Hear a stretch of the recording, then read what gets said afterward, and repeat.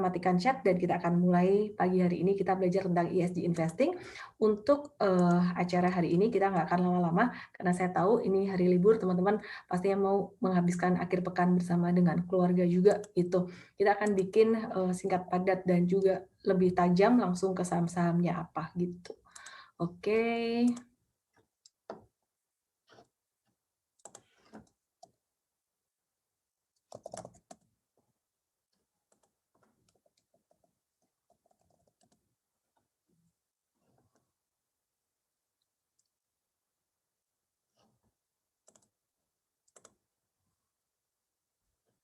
Backup chart. Ya, saya mulai ya teman-teman. Saya minta tolong coach, tolong di remind sekali lagi teman-teman semuanya. Ini kayaknya ganti jam pada masih bingung kali ya, dikira nggak ada acara kali. Oke, saya mau share screen.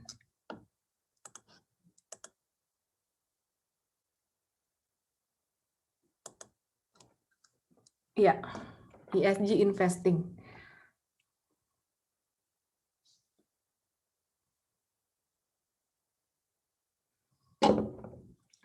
Sebelum saya mulai teman-teman, seperti biasa saya mengucapkan terima kasih buat teman-teman semuanya dari semua sekuritas yang sudah mendukung. Dan sebelum saya mulai juga, saya mau kasih disclaimer bahwa layanan yang kami berikan, baik dalam stock picks, edukasi, analisis, tanya jawab, dan juga dalam setiap seminar di M-Trade, ini merupakan edukasi sifatnya bukan sebagai perintah beli dan jual, dan jika ada risiko di pasar saham, maka itu menjadi satu hal yang wajib diantisipasi oleh setiap investor. Dan seminar online pada hari ini merupakan support dari saya selama masa pandemi ya. Jadi ini bukan fitur utama dari EM-Trade. Fitur utama dari EM-Trade ada ditambah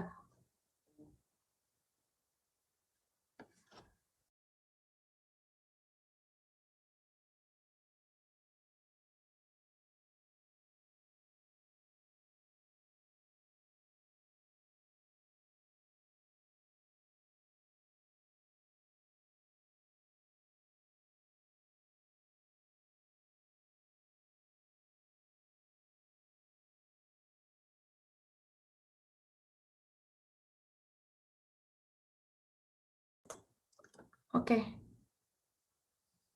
Thank you teman-teman semuanya ya udah diingetin ya. Sekali lagi terima kasih buat teman-teman semuanya dari berbagai sekuritas yang sudah mendukung. Dan juga disclaimer bahwa setiap layanan kita merupakan layanan edukasi dan bukan sebagai perintah beli dan jual. Di M-Trade Anda bisa menikmati stock pick, Anda bisa menikmati edukasi tentang how to do the analysis, how to money management, how to psychology trading, how to do the technical analysis, fundamental analysis, deep down, dan juga practical. Kemudian di EM-Trade Anda bisa menikmati juga menu analisis yang menjadi alasan mengapa kita beli atau jual sebuah saham, atau mengapa kita tidak mau beli atau jual sebuah saham. Dan layanan SODV ini atau seminar hari ini merupakan support dari saya selama masa pandemi dan bukan menjadi bagian dari layanan EM-Trade gitu ya. Jadi teman-teman, kalau misalkan saya share ke teman-teman di luar sana secara gratis, harap dipahami gitu. Jadi layanan di M-Trade ada banyak sekali menu analisis, itu bisa di deep down, dan nanti untuk rekamannya yang dinaikkan ini nggak akan ada untuk pilihan saham-sahamnya buat yang nanti sore gitu. Maksud saya pilihan saham ada, tapi nggak sampai dibahas yang sampai detail. Untuk rekamannya nanti cuma sampai pada sektoral aja gitu ya. Jadi ada sahamnya tapi nggak sampai detail. Yang sampai detail nanti di EM-Trade direkam, dinaikkan di EM-Trade gitu. Jadi yang buat nanti di sore, replay sore buat non-member itu secara general gitu ya. Nah, teman-teman, kita mau belajar tentang ESG hari ini. Apa sih ESG atau sustainable investing itu?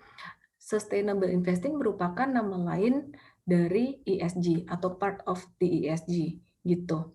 Jadi kalau kita lihat ESG ini lagi ngetren ya saat ini ya. Sustainable investing merupakan investasi yang berkelanjutan yang mementingkan efek atau elemen environmental, sosial, dan corporate governance atau tata kelola perusahaan. Nah, tujuannya apa sih? Karena kenapa ini menjadi penting? Karena beberapa riset itu menunjukkan bahwa investasi secara ESG ini memberikan return yang lebih baik dalam jangka panjang. Ingat, perlu di-highlight dalam jangka panjang ya. Jadi kalau kita perhatikan secara internasional di bursa asing, di bursa Amerika itu udah banyak sekali fund manager yang menerapkan ESG ini. Nah, kita bahas satu-satu, I atau environmental. Kalau environmental berarti perusahaan-perusahaan di Indonesia yang ESG ini arahnya lebih pada indeks Serikahati yang lebih memfokuskan pada climate change, biodiversity, kelestarian lingkungan, carbon emission, dan menjaga supaya tidak menimbulkan polusi. Nah, maka dari itu perusahaan perusahaan mining terutama khususnya batu bara dan juga CPO ini seringkali tidak dikategorikan dalam perusahaan yang ESG karena secara environmental ini menjadi sebuah tantangan tersendiri bagi lingkungan. Kemudian perusahaan yang tergolong ESG adalah yang memberikan dampak sosial yang cukup besar buat lingkungan. Biasanya perusahaan ini sering melakukan CSR, ya, dan salah satu contohnya perusahaan yang secara sosial cukup bagus yaitu Kalbe Farma. Untuk sosialnya ya. Dia juga mengembangkan riset untuk KB Pharma ini. Jadi lebih fokus pada health and safety, ada standar untuk tenaga kerja dan juga product liability. Nah, kemudian untuk yang terakhir bicara tentang ESG, kita melihat juga faktor governance. Governance itu gimana artinya? Kita melihat manajemen perusahaan. Manajemen perusahaan ini mesti ada satu transparansi, diversity ya. Jadi contohnya gimana sih manajemen perusahaan? Contohnya gini, perusahaan mana yang secara ESG lebih bagus? Perusahaan keluarga yang dikelola oleh keluarga atau perusahaan yang dia dikelola bukan oleh keluarga gitu? Atau yang ketiga perusahaan konglomerasi. Nah, mana yang bagus? Nah, yang paling bagus adalah perusahaan yang nomor 2 tadi yang dia dikelola secara manajemennya itu benar-benar independen, bukan karena alasan masih keluarga, anak owner misalkan atau secara konglomerasi ya. Jadi itu salah satu alasannya gitu. Nah, perusahaan di Indonesia yang banyak masuk di ESG ini adalah perusahaan perbankan dan pastinya yang paling mendominasi value-nya untuk ESG ini adalah BCA gitu ya. Jadi dia bagus secara environmental juga nggak mengganggu secara environmental, secara sosial juga bagus. Dia ada banyak melakukan CSR dan memberikan dampak positif buat lingkungan juga secara governance dan ini yang terutama untuk BCA secara governance itu bagus gitu. Oke.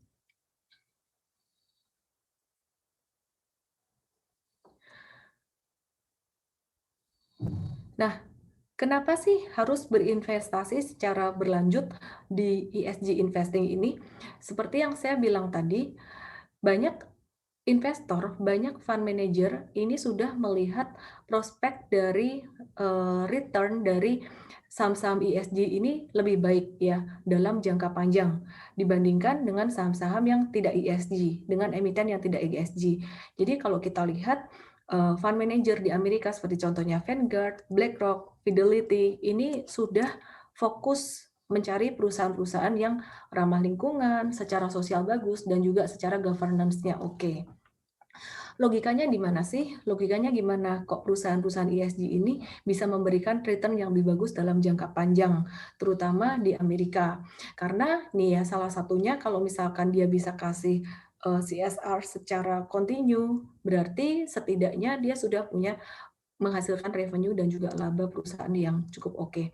Kemudian secara governance ya, kalau misalkan dia governance-nya bagus, berarti manajemen perusahaan bagus, tata kelolanya bagus, berarti dia bisa berkembang dengan baik dan bisa menghasilkan keuntungan dan juga menghasilkan revenue dan juga laba yang berkesinambungan gitu. Nah, kalau teman-teman perhatikan di sini ya, ini adalah Global ESG ETF dan ETP Asset Growth sampai 28 Februari tahun 2020.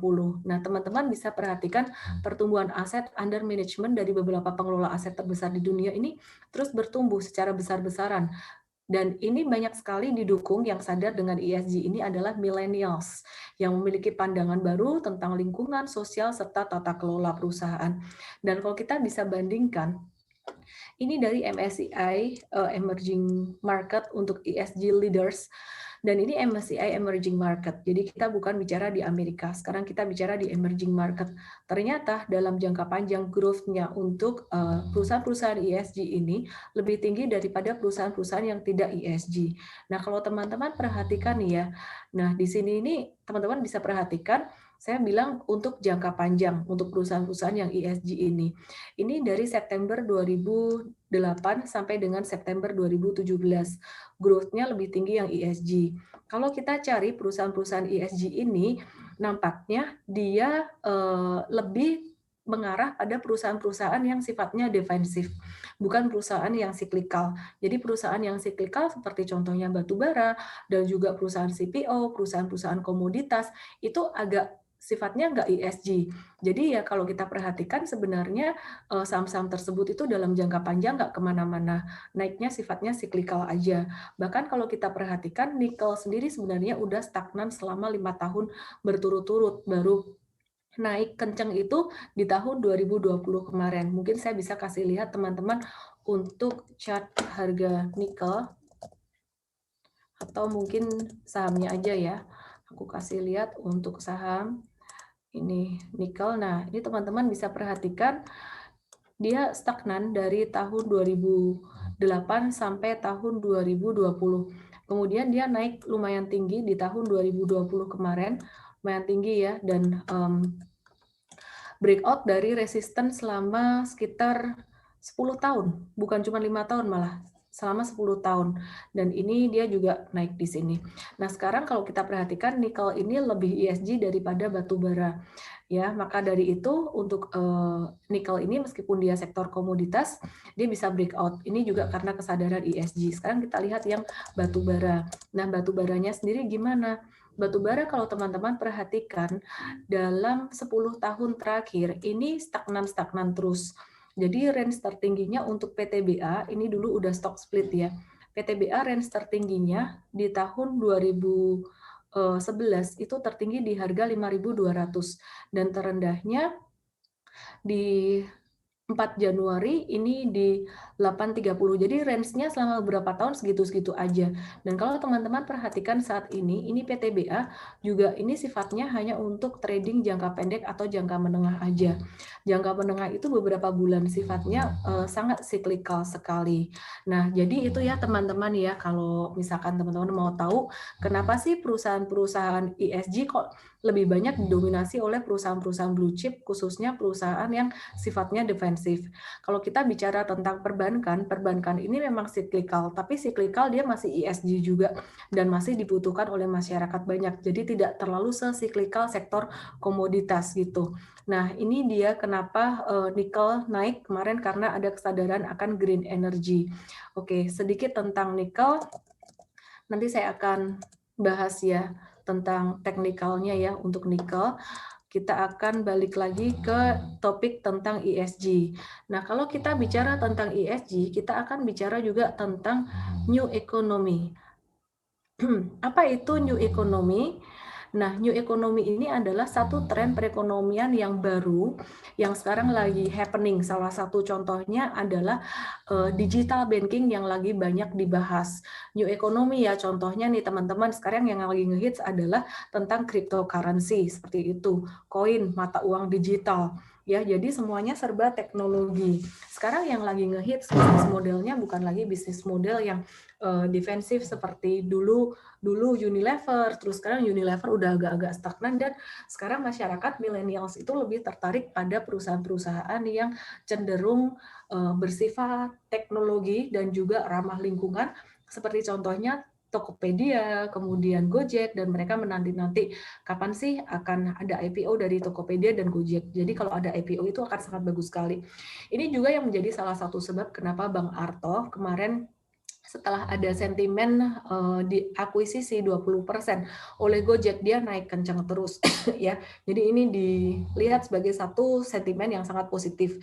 Meskipun demikian, untuk Bang Arto saat ini kita belum merekomendasikan untuk beli karena kenaikannya sudah terlalu tinggi ya. Jadi kita lebih fokus pada kalau sektor perbankan, kita akan cari perbankan lain yang baru mau jalan, dan itu akan dibahas di akhir sesi nanti gitu. Nah, Eee, apa itu new economy? New economy ya, artinya kita berinvestasi di masa depan dan saat ini merupakan strategi yang sedang digemari negara-negara maju dan tidak menutup kemungkinan akan segera diminati di Indonesia. Contohnya di Amerika itu untuk tech-nya udah sangat maju sekali dan juga di China juga tech-nya juga sangat maju sekali. Saya ada berinvestasi di bursa Amerika meskipun tidak banyak, ya lebih banyak di bursa Indonesia. Saya sempat iseng beliin beberapa saham seperti contohnya Alibaba, Amazon, kemudian ada Pinduoduo, kemudian ada Sea Limited ya, SE kode sahamnya di US. Ternyata yang banyak naik tinggi itu merupakan perusahaan-perusahaan yang memang lagi growing, bukan yang udah stable dan kuat seperti Amazon atau Alibaba. Contohnya Pinduoduo dan juga Sea Limited ini yang naiknya kencang banget. Nah, saat ini mata investor lagi tertuju pada perusahaan-perusahaan startup di Indonesia yang kabarnya akan IPO di Indonesia ya, kita tunggu aja nanti gitu. Oke, jadi gimana tentang ESG investing investing di Indonesia? Kita lihat aja kalau ESG investing di Indonesia saham-sahamnya apa, kita lihat pada perusahaan-perusahaan yang di dalam indeks Rika Hati. Ya, munculnya 30 saham indeks Rika Hati, yang paling gede adalah BCA, kemudian keluar BRI, BCA dan BRI. Kenapa sih BRI? BRI itu untuk kredit untuk UKM-nya cukup tinggi. Nah, kemudian selain itu ada perbankan dan juga saham-saham big caps lainnya. Nah, kalau yang nggak big caps mungkin nanti saya bisa kasih lihat beberapa saham. Tadi sebenarnya saya udah tulisin. Ya, jadi ini beberapa saham ya, beberapa emiten yang menjadi anggota dari ESG Index dan juga bisa dilihat juga untuk Srika Hati Index gitu. Ini yang masuk ESG semuanya. Integra Indo Kabinet kok ESG, dia kan ini tebangin pohon gitu. Jadi dia ada satu inovasi untuk carbon forest atau gimana gitu ya. Intinya untuk mengurangi mengurangi dampak polusi dan seterusnya. Jadi dia sepertinya ada satu program di situ. Saya agak kurang jelas juga gitu. Tapi ya ini adalah list dari perusahaan-perusahaan ESG. Apakah ke depannya saham-saham ini akan rally terus dan saham non ESG nggak akan rally? Nampaknya kalau di Indonesia dampak ESG investing ini belum terlalu besar. Tidak sebesar dampaknya di negara maju. Kesadaran akan ESG di negara maju seperti Amerika itu udah besar banget. Jadi teman-teman, untuk perusahaan-perusahaan komoditas yang non ESG pun saat ini juga masih ada peluang ya. Tapi ke depan kita harus lebih aware dengan ESG, nggak boleh mengabaikan ini. Setidaknya kita tahu dulu sehingga nanti kalau misalkan big fund seleranya udah semakin ke arah ESG, kita tahu saham-saham apa aja yang dilirik oleh big fund gitu. Oke, kita balik lagi tentang tata kelola perusahaan ya. Eh, Mengapa tata kelola perusahaan itu penting di dalam investing gitu. Tata kelola perusahaan yang baik itu bisa meningkatkan kepercayaan investor terhadap perusahaan dan tata kelola perusahaan yang baik itu juga mendorong perusahaan untuk melakukan pengembangan secara inovatif dan juga lebih bagus. Pastinya juga ke depan akan berdampak pada revenue perusahaan. Dan yang bagus adalah perusahaan yang punya tata kelola yang baik di dalam perusahaannya, punya good governance, dia mengikuti peraturan, dia mengikuti hukum, sehingga resiko buat perusahaan itu menjadi kecil, ya, jadi resikonya kecil. Oke. Nah, ini ada beberapa update untuk perusahaan ESG. Akra ya, saat ini Akra juga cukup menarik secara tren, kemarin habis breakout dan berpotensi untuk lanjut di dalam jangka menengah. Kemudian Astra International sekarang juga masih berada di area support dan juga untuk Astra International sendiri ini secara valuasi dia secara PI dan juga PBV ini masih cukup terdiskon di bawah rata-rata dan meskipun dia punya anak usaha di bidang CPO, tapi tetap masih lebih besar di ini ya, di non CPO-nya gitu seperti industri alat berat dan juga industri otomotifnya. Nah, ini diuntungkan oleh CPO-nya dia naik gitu. Kemudian ESES atau e-hardware. Kenapa dia dibilang ESG? Karena dia mengurangi penggunaan konsumsi plastik dan efisiensi energi di setiap cabangnya. E-hardware sekarang masih sideways, agak kurang menarik ya. Jadi kita lebih prefer ke AKRA dan ASII gitu. Kemudian untuk BCA sendiri kenapa dia bisa masuk ke ESG? Karena dia fokus pada meningkatkan kesejahteraan masyarakat melalui bakti BCA. Itu salah satu yang sangat mendorong dia masuk ESG. Dan dia bekerja sama dengan LPEI untuk menyalurkan dana PEN pemulihan ekonomi nasional bagi korporasi. Nah, untuk BCA sendiri secara governance dia juga sangat bagus. Technically dia berada di support, namun secara fundamental valuasinya sudah agak mahal. Sehingga untuk investasi jangka panjang agak kurang cocok untuk masuk sekarang ya. Masih bisa naik, masih ada upside. Tapi alangkah baiknya kalau kita coba cari perusahaan yang belum jalan. Nanti saya akan infoin apa. Kemudian untuk BBNI sendiri, BBNI ini dia masuk ke ESG karena dia ada membuat BNI Go Green Scheme dan fokus pada pengolahan limbah serta penghematan energi plus waste bank dan volume transaksi outstanding credit card diproyeksi naik 2%. Jadi BNI ini juga cukup bagus secara ESG. Ya, ini AKRA secara value dia masih cukup murah, secara teknikal juga dia habis breakout, cukup bagus. Ini Astra International. Ini secara valuasi dia juga masih di bawah rata-rata seperti yang tadi saya katakan ya. Jadi eh,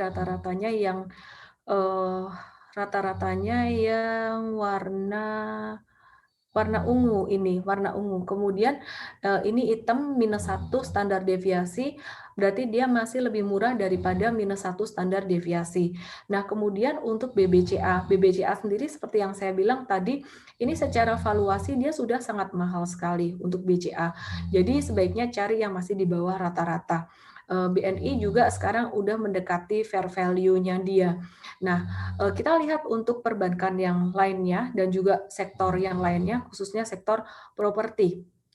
BBTN ini dia labanya 2020 kemarin naik 671% dan sebentar.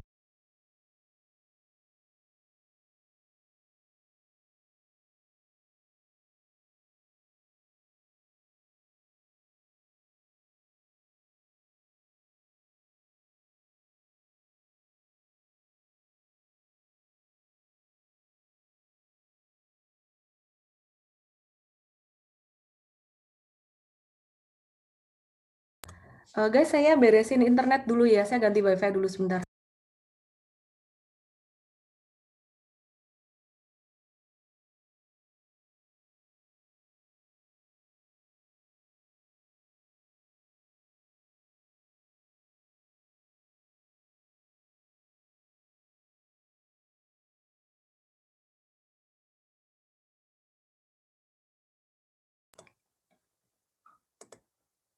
Cek.